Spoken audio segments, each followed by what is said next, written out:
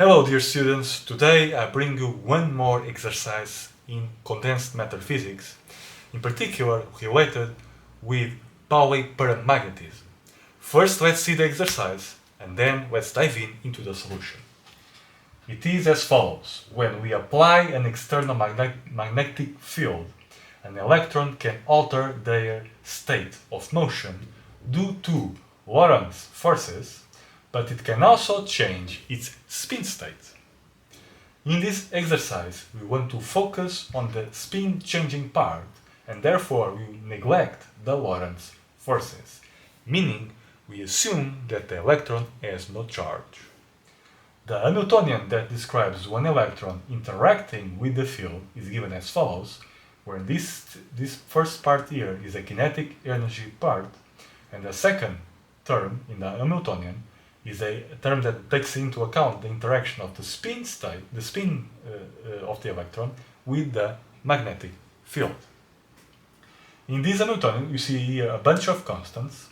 G is approximately 2, is a G factor of the electron, and B is the following vector, Bx, By, and Bz, is the applied field. S is also a vector, but a vector of operators, as follows, and mu B is the Bohr magneton. The first question. Prove that the energy of the electron is given by this formula, provided that the magnetic field is along the z-axis and sigma is plus or minus 1. Question number 2. Derive formulas for G sigma of E, the density of states, with spin h sigma divided by 2. For two situations, either the magnetic field is equal to 0 or the magnetic field is larger than 0. Finally, third question. Consider not just one electron in the magnetic field, but a gas of electrons at temperature close to 0. Moreover, assume that the magnetic field Bz is also close to 0. As a result, the chemical potential is very close to the Fermi energy. Hence, assume that the chemical potential is exactly the Fermi energy in this exercise. Compare the ground state. The first question is compare the ground state of the gas, meaning the lowest energy state, for the magnetic field equals to 0 and larger than 0, and prove that approximately this number of electrons change their spin. Now, try it, see if you can do it, and then check your answers with the following solution. Now, let's see. Well, the first exercise essentially asks us to compute the eigenstates and the eigenvalues for that particular Hamiltonian. And the Hamiltonian, notice, is h, which is p squared divided by 2m, plus the spin part, so is g mu b divided by h bar, and then the dot product of b with the operator s. Now, additionally, it's given in the exercise that b has the following form, is 0, 0, b. So it only has a component on the z direction, and so when we compute this dot product, in fact, what we have is b s of z. Can you see? That's only the third component of this vector is the one that enters here. Now, how are we going to find the eigenvalues and eigenstates for this thing? Well, what we seek is in fact the solutions of equations of this form, where this is the eigenstate and this is the eigenvalue. What we want is in fact to answer the exercise is the eigenvalue, but in turn we need the eigenstate as well. How are we going to find those states? Well, first we need to convert this into a differential equation that you can solve. And for that we need to introduce a basis for the state space where psi lives. So psi lives in a certain arena of eigenstate, of states. some of them are eigenstates of H. So let me make a picture for it. Is the arena, let's call it E. There are states here, for example, some psi's. There are many of them. Psi, another psi. Let me call it phi as well, and so on. So these are vectors that live in this set, on this space of states E. Inside these states, we find some bases in which you can express those psi's and phi's and so on. Those bases, well, we have this unit vector and this unit vector, but for this particular problem, let's choose a special basis. The basis is given as follows. Is the following set of states. So it's R sigma, where sigma could be either spin up or spin down. So R belongs to R3, and sigma could be either be up or down. So these are essentially the unit vectors, in quotes, for this state space. And now what we want is to represent this equation under this basis. And as you do that, well, you get the Schrodinger's equation. So let's do it. So the first step is to act with R sigma on this equation. And what we get is R sigma H psi is equal to E R sigma psi. This part is already easy. This is, let's give it another name. That name is the wave function psi evaluated at R with index sigma. It could either be up or down. Essentially, this complex number here, is a projection of the ket psi, the vector psi, along this unit vector. So it's a dot product. It is the dot product of those two things. See, it's a projection of this state along a certain direction, and how much the ket psi looks like this unit vector, well, is quantified by this complex number. Now, here you must be careful, because now we have the operator in between those states. But first, let's substitute this H by this thing. So this in turn, this part is R P squared 2m plus G mu B divided by H bar B S Z psi. Now let's do the distributive, and from the distributive what we find is this. P squared psi. I'm going to factor the constants, so 2m is a constant, so it goes outside.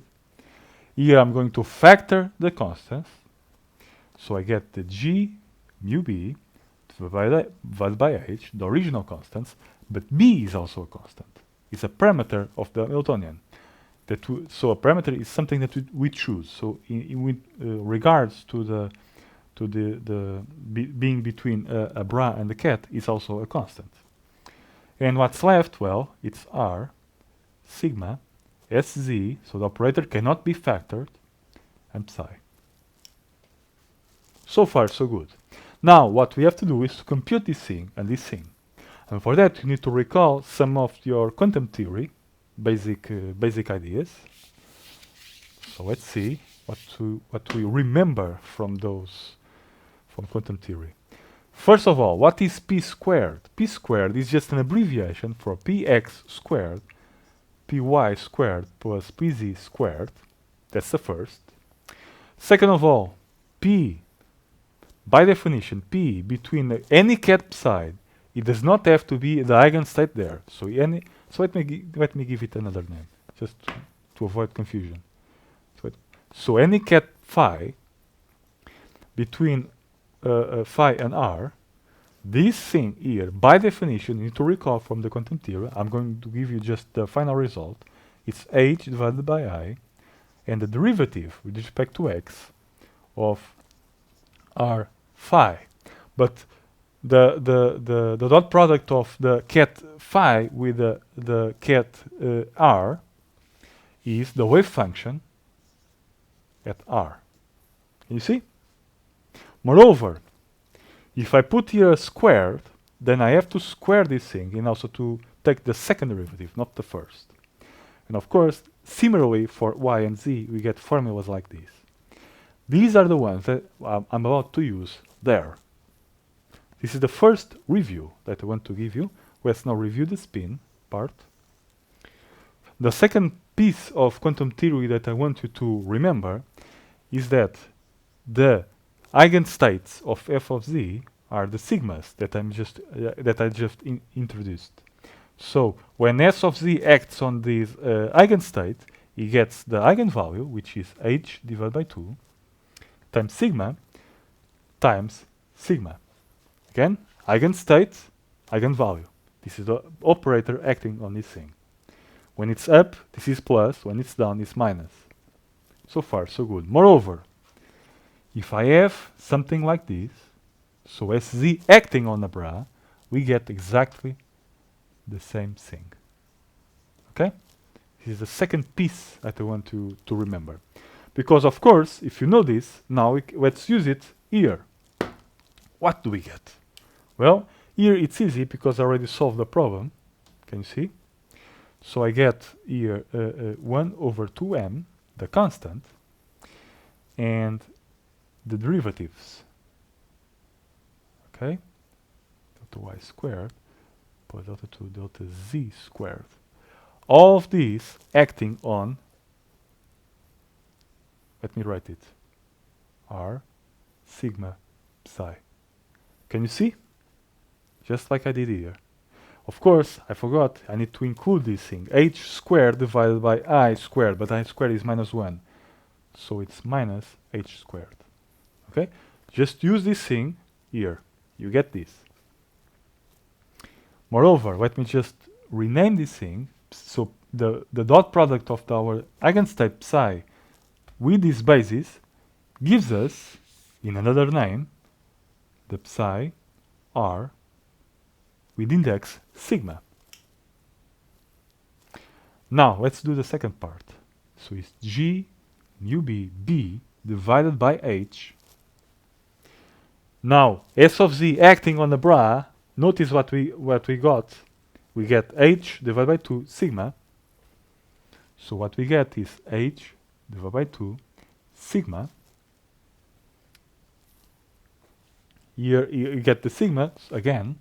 Here it is, but it's also together with r, so I put it like this. So from this, you get this, and now the remaining part, which is the psi. You see?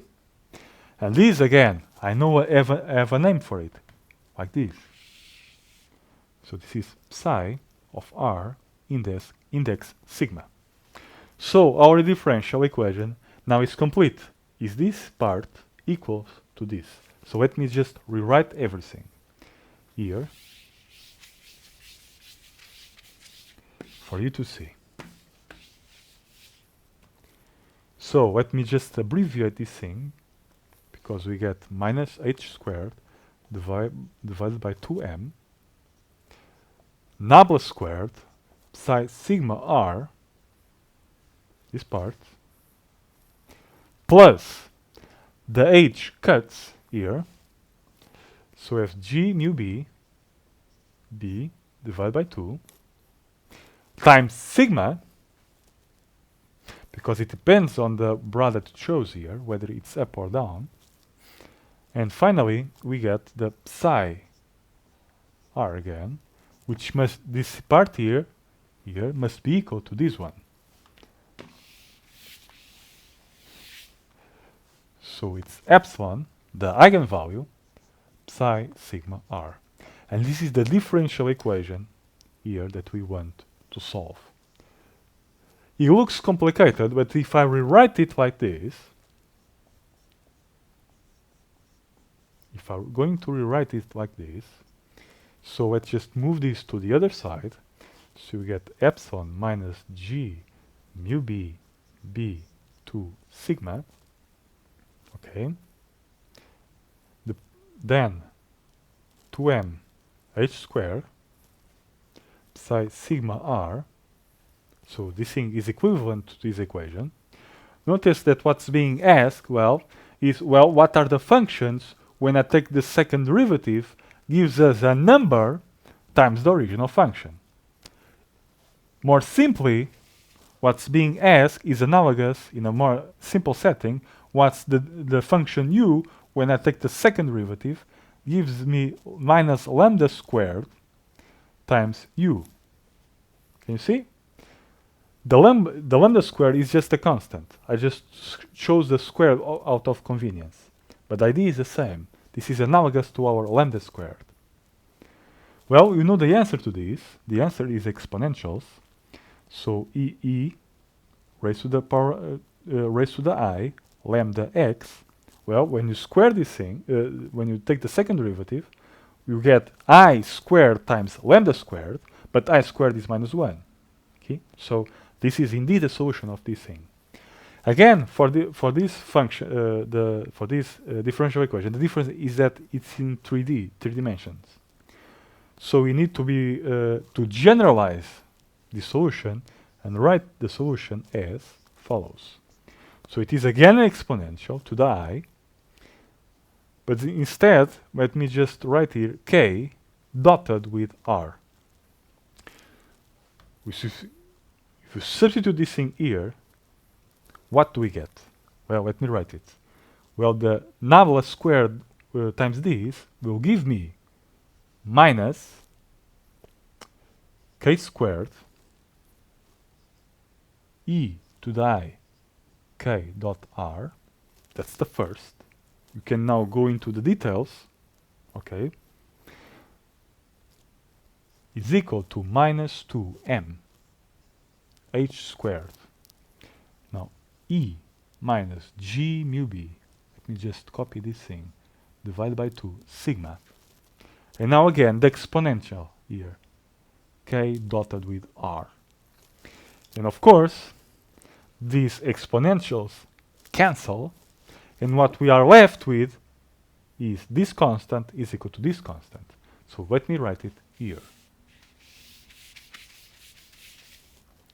So what we get is k squared is equal to 2m divided by h squared e minus this part, e minus g mu b b sigma divided by 2. And now we just rearrange it. We get, you can see, you just put this to the other side, and then you just push this thing to the other side, and you get epsilon is equal to h squared k squared divided by 2m plus, because this minus becomes a plus, g mu b b divided by 2 sigma. So the eigenvalue that we seek, which is assigned to the eigenstate like this, of this form, well, is given by the kinetic energy term here, plus the contribution from the spin, the interaction of the spin with the magnetic field, given by this, depending upon its up or down. So sigma here is either plus or minus 1. This is the form of the eigenvalues. This is the answer to the exercise. Just to make this thing more complete, notice that we could also choose some boundary conditions for this eigenstate, namely the periodic boundary conditions, which essentially says that psi sigma of x plus L, so essentially what we are doing is you consider the space a cube, and then a cube is just the solution in that cube, so the psi of sigma r in that cube just repeat itself from cube to cube. Essentially, for psi sigma x plus L, y and z, gives us the psi sigma x, y, and z. Okay? The same thing for the others. If you add L, the length of that cube, to y, you get again the same answer, the same thing for z. Well, if you do that, you just substitute this thing here, and what you conclude is that the k vector here is 2 pi over L, nx, ny, and z, where the n's could are integers, positive or negative. So, moreover, the eigenvalues here, the k squared, which is a norm of this thing, now only come in discrete terms. You see? This is very important for the next solutions to realize this. Okay? So essentially, this k is a norm, the norm of this part. Now, well, that finishes the first part of the exercise. Now let's see the second. Now, for the second part of the exercise, we want the density of states. The density of states for spin up and spin down. Now, this is a geometric calculation, but before I'm going to that, let's see where the geometry comes from. So from the previous exercise, we noticed that this is the eigenvalue, and this is the eigenstate assigned to that eigenvalue. Moreover, I can in turn associate with this wave function the following ket, let's say, k sigma, because k and sigma determines the function. If you tell me the k, or in other words, the ny and nx, ny, and z, if you give me the k and the sigma, well, the function is determined for the entire space R. So, the ket and the eigenvalue in this equation. So again, we have this of this form. Where does the geometry come from? Well, let's see. Let's draw here a graph. So it is kx, ky, and kz. Let's draw a graph for the states. What are the states? Well, what we see is like this. Let me draw a sort of cube-like thing here. Now you can imagine the entire k-space now filled with these cubes, and each dot, in particular this one, has coordinates kx, ky, and kz. Okay? So each point determines this part. In turn, for each point, now, we have either spin up and spin down available for us. So it's sigma plus 1 or sigma minus 1. So for each point, we have to use two seats. Let's think about it. It's like a stadium of football, and each point has two seats. You can either put electron spin up or spin down on the same seat. And by determining a point in this space and the seat, well, you are in turn determining what is the ket, meaning the state, with those properties, those k's and those sigmas. So what is the density? What do we mean by density of states? First of all, I think you agree, quite easy to see, that for every cube we can assign a state. Can you see? This particular cube you can assign to this state. For the cube neighborhood from this, like that, like this, and I hope you can see it. So this is another cube onto the side. To the other side, we can assign this state here, and so on. You can always repeat, assign to each cube a state. So in other words, what is the density of states in this case? Density of states is, so the G, let me call it of K, the density of states is the number of states, but where? Where is the number of states? In a cube, kx, k up to kx plus, let me write it, 2 pi over L. I hope you can see this. And the same thing, the ky up to ky plus 2 pi over L. Why is that? And so on for kz. Because the side of this cube is exactly 2 pi divided by L. So I'm just describing this simply in words, what you see in the picture, the cube. From the k up to k plus 2 pi over L. So this is simply, you see, if you specify any k on the space, that determines the cube. Because it's the cube that goes from that k, let me draw it. Let's choose this k. And now you can construct, because you have kx, ky, and kz, you can construct the cube like this. Can you see? So there is one state in this cube, namely that one assigned to that vertex. So how many states are there in the k-space? Well, there is one per unit volume of this cube.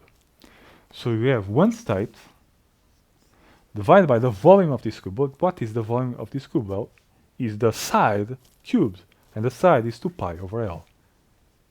2 pi over L cubed. So there is one state per unit volume, where volume is computed like that. So this is the density of states in the k-space. More, each vertex here in this space has 2 seats. So we have to multiply this by 2. There are in fact 2. Okay, let me just paraphrase this differently. For every point in this three-dimensional space, we have 2 of these. So you specify a point, one of these, and by doing so, what we in fact specifying is a state like that. Okay, can you see? So this is just a geometrical way of seeing what is the set. So what we're seeing is the set of these states, k sigma. That's essentially what we are doing. Is to, instead of working with the cats, now you work with points and seats. Specify a point, specify a seat, you just specify the cat, and so on. Can you see the point of this? So when we talk about density of states, what are the states here?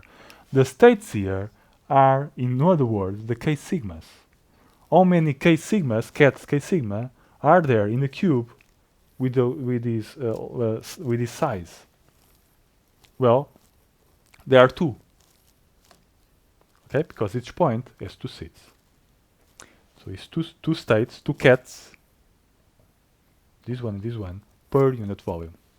So this is the density of states in the k-space. But what the exercise is asking is not the density in k-space, is the density in energy.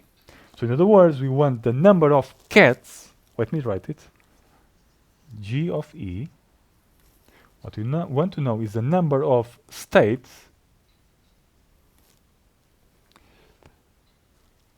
whose eigenvalue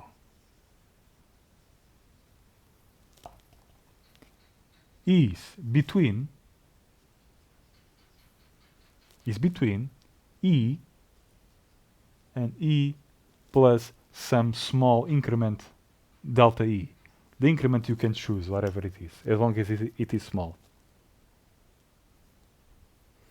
The number of states, the number of k sigmas, how many there are in this interval? Well, that depends upon the eigenvalues, the form of these eigenvalues. But for the moment, let's make it simple and assume that B is equal to 0. There is no magnetic field. So the eigenstates are only given by this. So to make this calculation, I hope you can see it immediately, that this thing here is a derivative of the number of states with respect to the energy. So you compute the number of states with energy up to the 0, up to the energy E. So let me write it. So N is the number of states the number of cats, k sigma, with eigenvalue between the minimum that it can take, the minimum eigenvalue, which is in this case is 0, and E. Because if you know how many states are between 0 and E, well, you just take the derivative, right?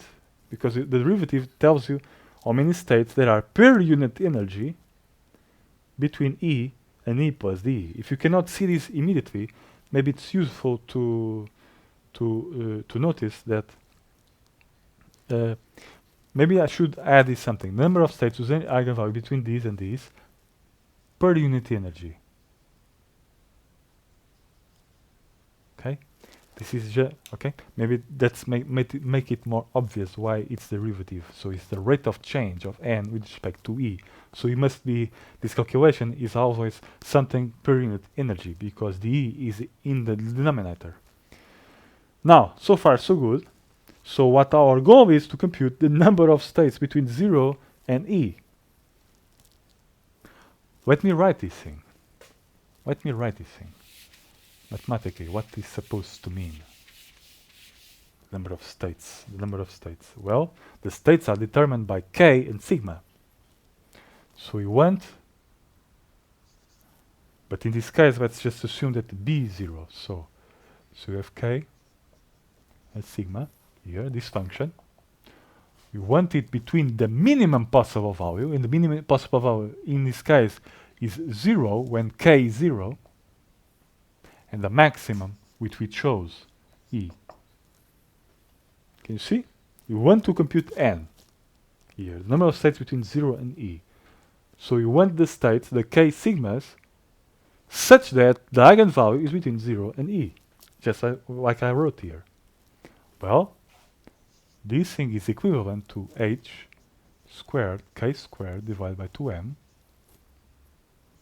less or equal than E, which in turn is 0 less or equal k squared 2me divided by h squared. I'm going to rewrite this in another way. Kx squared, ky squared, kz squared 2me divided by h squared. This is very important, this what we have just arrived. Our goal is to compute the states, the number of cats, k sigma, with whose eigenvalue is between 0 and E. Well, we want the eigenvalues between 0 and E, so E is mathematically what I wrote here. This is equivalent to this is equivalent to this, and this is equivalent to that. But what does it mean, this? Well, this is equation of what? A sphere, right? Whose radius is given by that. Radius squared, by the way. So geometrically, the k sigma states, so the cats whose eigenvalues satisfy this property, must be all those states whose k, can you see, whose k, can you see, is less than that. Whose the norm of k is less than that. Geometrically, that corresponds to a sphere whose radius is the square root of 2me divided by h squared. This for the case when b is 0. Is it fine? So all the cubes plus the seats, each point for the cube has 2 seats. Okay, each cube has a 1 point. To each cube is assigned 1 point. The cube next door is assigned another point, and so on. So all the k sigma states, all the points inside this sphere, are those k sigmas, the states, which have energy eigenvalues between 0 and E. E is a number that we choose, evidently. So far, so good. Now let's compute it. How many states are inside this? Well, it's a sphere, so we just compute the volume of the sphere and divide by the volume of one of these cubes. That's essentially the idea. So n of E, the number of states between 0 and E, I specify E, is the volume of that sphere, so 4 pi, the 4 divided by 3 pi, radius cubed 2me divided by h squared 3 divided by 2. In turn, this thing is divided by what? By what? By the volume, right? By the volume of one of these cubes. You see? Moreover, there's something missing here, because that calculation only gives me the number of points inside the sphere. But remember, each point has 2 seats for spin up and spin down. So I must multiply the overall thing by 2. Because again, I want the k sigma states. So the sigma could be here up or down. If I don't have the 2, I'm just essentially ignoring the sigma in the k sigma states. But I cannot ignore that. So I want, essentially this number is the entire number of seats, available seats inside the sphere. Because each point has 2 seats, well, you have to multiply by 2. So far, so good. Now, just take the derivative. So G E is dn dE. Let's do the calculation. Let's do the calculation. And it's much easier to do this calculation if you just realize that the only variable here is E. So let me just factor all the constants. So it's 2 4 divided by 3 pi 2mh squared 3 halves 2 pi L cubed. So here are all the constants. And now the 3 E raised to the power 3 divided by 2. Now you take the derivative of it, so you get the 3f's E 1f. Okay? Now you just simplify this thing. So the 2 goes away. The 3 goes away. Let me see. So you get 4 pi 2m, one step at a time, so I don't make any mistake. So you get here L cubed and 2 pi cubed and E 1f. Now, you can cancel this thing with this thing. So we get, so 2 cubed is 8, 4 divided by 8 is 2, and moreover, here pi cubed, you get pi squared. So you have 2 pi squared downstairs, L cubed, and 2m h squared, 3f's E 1f. You see? That's the density of states for spin up and spin down, taking both into account. But I think it's obvious to you now. If I want to look at this sphere and see, well, I just want the seats where spin up can sit. Well, the density of those, G of E up, must be f of this. Okay? Because I could go here and compute the number of states for spin up and just ignore this. The same thing for spin down. Okay? So let me write it first. N up E is equal to an F and E. The same thing for down. And of course, because as a consequence of this, we get that G up E must be, well, the derivative of this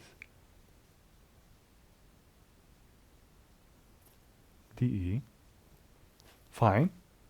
But n up E is 1f, so essentially we get 1f dn dE. The same thing for down. So this is the final answer. The g up or down E is 1f derivative of this thing, but the derivative of this thing is this thing. Okay? It's just computed here. So instead of a 2, you get here a 4.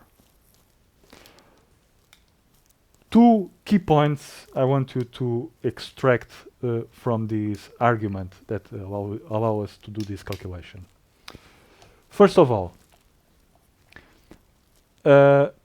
there is no need to think about Fermi energy here. The calculation is purely geometrical. There is no need to talk about Fermi energy. The E that I specified here is a number that I chose. It's the input of n, and it's the input of g. So it could be whatever. Moreover, it's the fact that we introduce boundary conditions. Boundary conditions make our case of this form, and in turn, each cube has 1 point, and because we are including the spin, well, each point in turn has 2 seats, what spin up and spin down. So this is just the geometry of the cat's k sigma. That's all. Translate all that set of k sigma into a picture. Moreover, during the process of calculating what is n of e, we recall that we wrote this inequality because we want the k sigmas whose eigenvalues are between 0 and e, the minimum value and the value that we chose. But because the eigenvalues have this form here, forget about this, BA0 in this case, because the eigenvalues only include this part, well, I already erased it, but you remember that this thing, after rewriting it, gives us an equation of a sphere. So it's the form of the eigenvalues that make this sphere appear here. If E was not of this form, of something else, you will not get a sphere. You could get a more complicated geometry. But fortunately, it's a sphere, so it's easy to compute an E through the formula for the volume of the sphere. So that's it. That's the 2 key points I want to give you. So this is just geometry that we are computing here. To see the set of k sigmas as this picture, and then see the consequences of it. Now, let's move on to the case when B is not 0. Our goal now is to compute the density of states when the magnetic field is no longer 0. In particular, we are going to assume that the magnetic field is positive. So, our goal is to compute G up or down of E. And for that, we are going to look for the set of all states k sigma, for all k sigmas, and ask, what, from those states, what are those which have the form k up with eigenvalues up to energy E that we choose? You see, this is the entire set of all possible k sigma states, all cats, all eigenstates from the Hamiltonian, whose eigenvalues are of this form, and we want those k sigmas whose eigenvalues are up to energy E, and we choose E. In other words, we want the number of states, k sigma, number of states, let me just specify, k up, whose k's are such that E, the eigenvalue assigned to this, up, is up to the energy E that we specify. At the minimum, let's focus on it. What is the minimum? Because we want everybody from the minimum up to E. But what is the minimum of E, k up? Well, k is the unknown. Here it's +1. Well, k could be any number in the k space, so at the minimum it's 0, right? When k is 0, we are at the origin, this thing is 0, and this energy, this eigenvalue, takes its minimum value.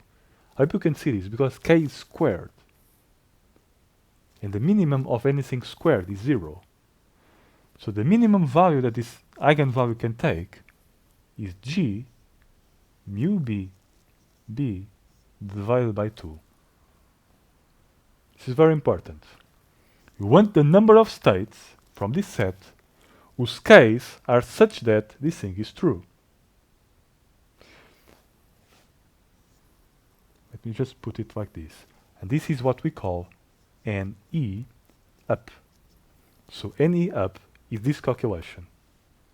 Everybody up to E, starting of course from the minimum, because the eigenvalue now that the magnetic field is no longer 0, so B is positive. Of course, if you want everybody up to energy E, well, the minimum value must be of this form. The E must be of this form, when K is exactly 0. So, let's just rewrite this thing and see what it leads to. Well, first let me just replace these by these. So you have G mu B divided by 2, less or equal hk squared 2m, plus this part again, mu B divided by 2, up to E. But now let's rearrange it, because we want to know how many k's there are. How many k's are such that this thing is true.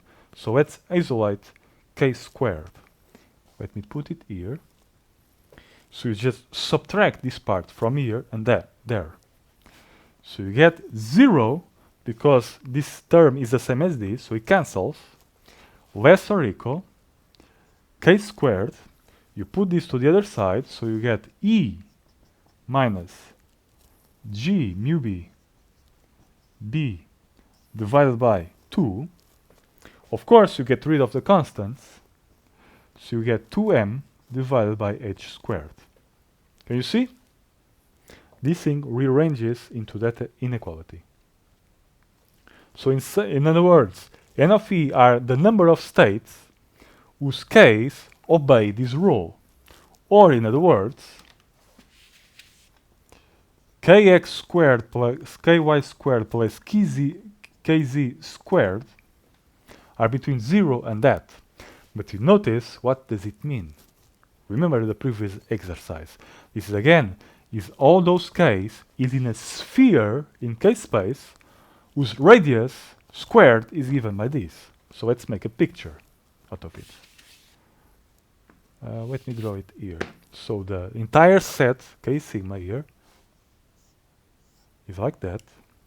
And now we have a following sphere. So it is kx, ky, and kz. And the radius of this thing is the square root of 2m h divided by 2 here, E minus G mu B divided by 2. Can you see? All those points inside this sphere, all those points, with the seat up. So we are just focusing on the seat up, spin up. So each point has two seats. We only want the seating where we put the spin up. So in fact, it's all those points, all those seats spin up here, whose k's obey this rule, well, gives us n up e. So what we are going to do, well, let's divide the volume of this thing by the volume of a cube, because we already agreed that each cube contains one k-state. Can you see? Let me just rephrase it again. Each cube has one k-state spin up, okay? Of course, because we are only focusing on the spin up. So the volume of this thing, so NE, This is quite important because every state has two sittings, but we are just focusing on spin up. So the number of sittings spin up is the number of points k inside the sphere. Okay. So let's compute the volume of the sphere. The volume of the sphere is quite easy. So it's just 4 divided by 3 pi times the radius cubed. And the radius is already given there. So it's, let me be a bit more careful, because we have here the constants, the 2m h squared, and now the E minus G mu B divided by 2. Of course, you have to take the square root, because this is the radius squared. You take the square root, and then you raise to the power of 3. So you have to raise it to the power of 3 halves. Now this is the volume of the sphere. Now all we have to do is to divide by 2 pi L cubed. Exactly the volume of such a cube like that. You don't need to multiply it by anything, like we did here, because we only want spin up. Let's now look at what we have. Compare this thing with this thing. It's almost the same equation, except that instead of just E, now it's E minus something else.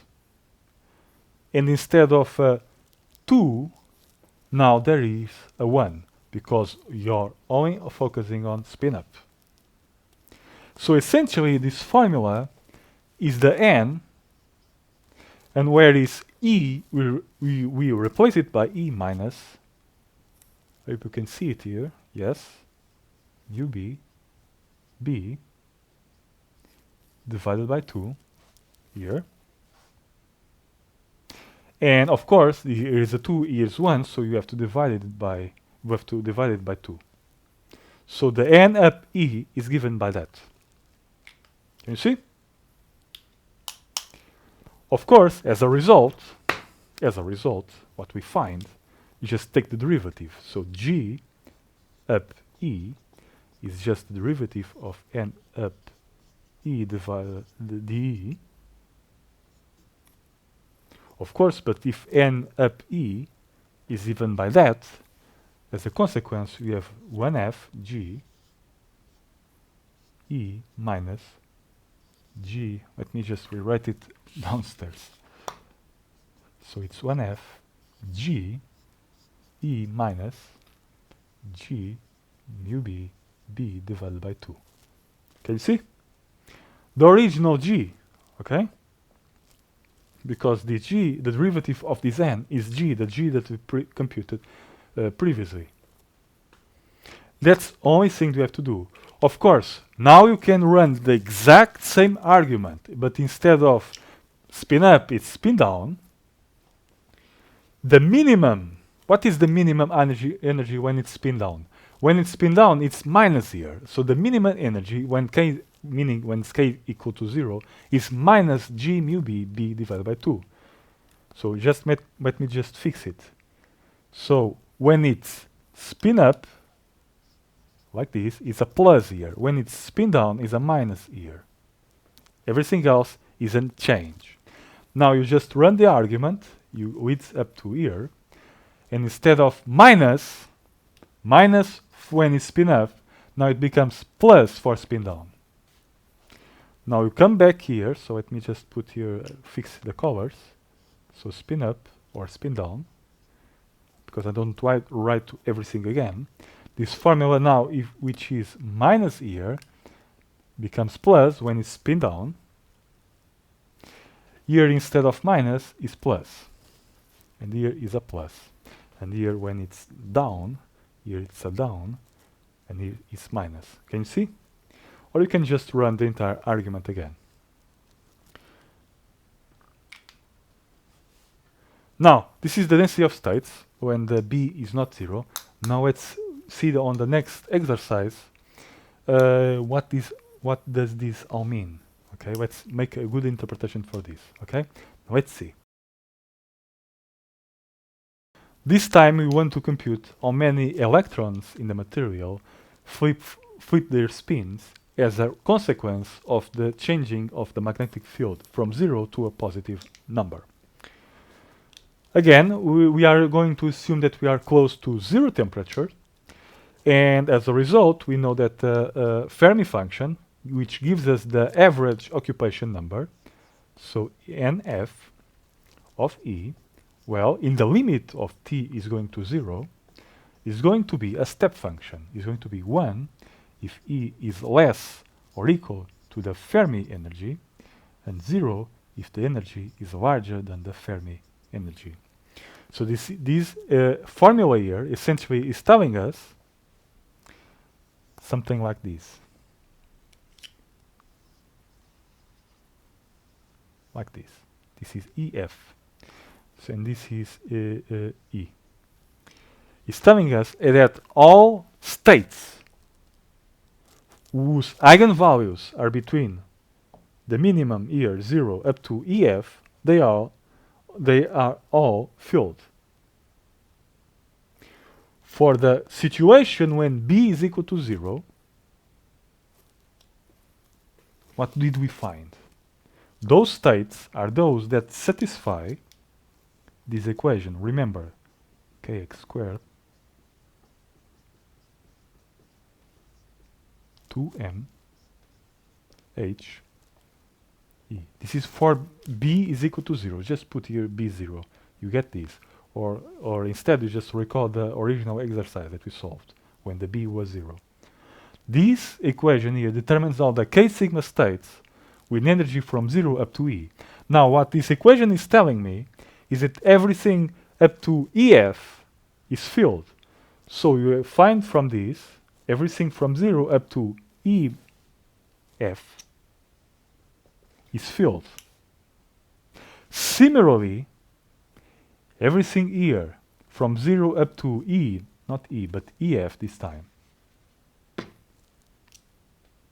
it's EF, is going to be filled. So the material, you have all those k sigma states filled. So let's draw that geometrically and see what happens. Let's consider first the case when the magnetic field is 0. So B is equal to 0. What happens? Well, we have this sphere. That sphere whose radius is the square root of 2m EF divided by h squared. This is h squared here. Can you see? Every state inside this, spin up and spin down, are filled. Like, let's make a sketch out of it. Like so. Fine. So again, from the entire k sigma states that are eigenstates of the Hamiltonian, from all those sets, the entire set, only these, represented by this sphere, are filled in that material. Everything else, well, that state does not exist in the material. Well, let's now focus on the situation when B is different from 0. In fact, let's consider the particular case when B is positive, the one that we considered. And let me just draw here the sphere again, just as a reference for us to compare. So this sphere is this sphere. Now let me draw those two spheres here. Notice that one has when spin down, has a radius larger because it's plus than the other. So we find this something like this. And the one, because it's a minus, is EF minus something, so it must be a smaller number, is like this. Okay? This radius here is what? Is the square root of 2m h squared EF minus g mu b, b divided by 2. The radius of the green one is given by this, and the radius of the blue one is 2m h squared EF plus G mu B, B divided by 2. Okay? Let's draw a picture because the Fermi function, which tells us which eigenvalues, which states whose eigenvalues are occupied or not, well, it just told us that everything inside the blue sphere, all the seats that are spin down, blue, all the seats spin down are filled inside the blue sphere. So like this. Can you see what the picture is telling us?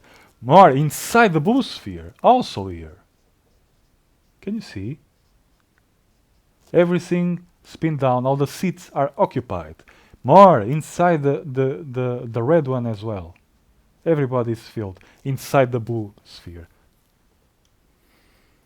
More spin up, it's filled inside the red sphere. So everything inside the red sphere is paired. So every seat spin up is paired with spin down. Can you see this? So what happened? Compare this thing with this. What happened? Let me just draw here a shadow of the red one. What happened is that between B is equal to 0 up to B larger than 0, what happened is that all the states that were spin up, all the spin ups in this layer, can you see, between the red and the green, all the states between these and these, now became spin up, spin down. Can you see? The one that was spin up here, pairing with this one, like this, now it's like that. Can you see? All that one that was spin up here, okay, goes spin down, and so on. So how many electrons actually flip spins between this situation and that situation? Well, it's as many as the number of states inside this layer. Can you see? So this is our goal, is to compute how many states spin up are inside this layer. Let me write this mathematically now. Well, we don't need this anymore. So we want what are the states? Let me put in color, it's easier. Then how many states? So we have 2m h squared EF minus G mu B, B divided by 2. So what are the states? Whose K's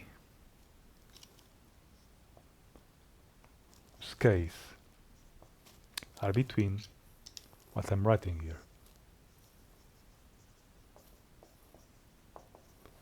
Is it okay, what I wrote? How many K's are there inside that obey this rule? Very important.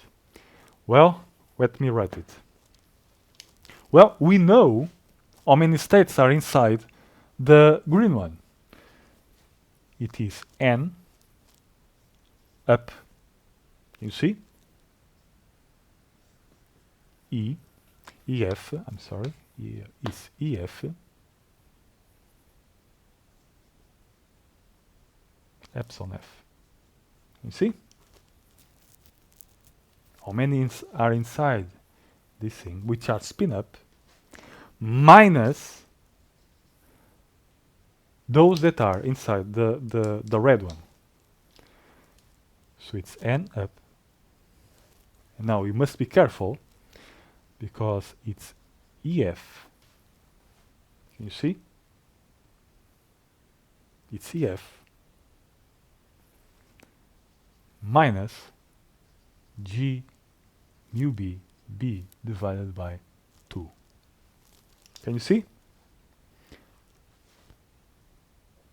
All the number of states up to, all the case states up to this point are like that. Now, let's do the calculation. Because as I said, this part here is not very large, so we can tailor expand this part. I hope you can see it. I need space. Let me write it here. So this is again n up ef minus, when b is equal to 0, now you have to remember how to Taylor expand something. So it's minus e n up ef, it's the first term, the constant term of the Taylor series, minus, now take the derivative. So let me write it like that. N prime up ef, can you see? Times g mu b b divided by 2. The minus sign here comes from the derivative of this. This is because you have to take the derivative of a composite function. Can you see? This is the Taylor series up to first order, the constant term, and the first derivative times the deviation. The deviation is this part, which I already assume it is small. Now, let me just write it here. Let me write it above here. What do we get? Well, let's see. I think it's obvious this thing cancels. And you get n prime up ef g mu b b divided by 2. But what is n prime up ef? Well, it is 1f g ef g mu b b divided by 2. Is it fine? Like this?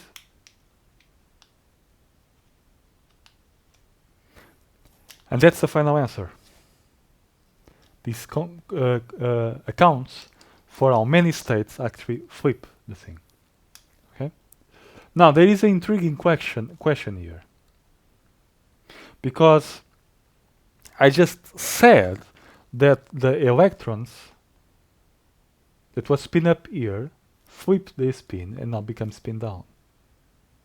But you see, this layer, the outer layer, has a larger volume than the inner layer, this layer here. So essentially there are more electrons on this layer than on this layer. So it almost seems as if the number of electrons increase between b is equal to 0 and b is larger than 0. So if you just literally move every spin down electron and spin up electron and put it spin down outside, you cannot fill the entire layer, because the volume of this layer is smaller than that one. So what happened? Well, what happened? Well, first of all, we just ignored this effect. We just computed as if this layer has the same volume as this layer. Now, the reason this is a good approximation is because the layer is almost the same volume. The difference is so small that it's negligible with respect to these calculations. But the key idea here is that the boundary of this thing, you see, the Fermi surface, the EF, let me write it. What determines this boundary, let me write it, is the chemical potential. The chemical potential here. The chemical potential depends on B and T, so the magnetic field and the temperature. And so everything must be filled up to the chemical potential. But the chemical potential behaves like this. It's EF, the one that we used, minus some constant, let's call it A, times B squared minus A times minus B times T squared, when B goes to 0 or T goes to 0. This is the asymptotic behavior of this function. So EF minus A times B squared minus B, some constant, A and B are just constants you have to compute, times T squared on this limit. So you can see here, if you do this calculation, that this layer, in fact, when the B is larger, the layer actually got smaller by a little bit. So it's not exactly EF, just like assumed. We have been assuming that from here to here, the radius is like this. EF, you see here? But in fact, it's not EF that should be here. It should be EF minus a little bit, A times B squared. So this thing got smaller. So in fact, in going from here to here, the spheres are a little bit more contract to compensate for that fact. So in fact, there is no change in the number of electrons between these two situations. Now, to arrive at this conclusion that the chemical potential in fact behaves like this is a rather lengthy calculation. For those interested, I could make a video about it. But for now, the idea just is enough. This idea is enough. In this situation, B is so small that, well, the effect that this layer should have more electrons than has more electrons than the inner one. Well, and in turn, there are more electrons here than in here. That effect is almost negligible. So we should just ignore it and just assume that well, every spin up electron just end up spin down outside, and that's it. You just do the calculation as if this is not a problem. So that's all. That's all I have to say now. See you next time.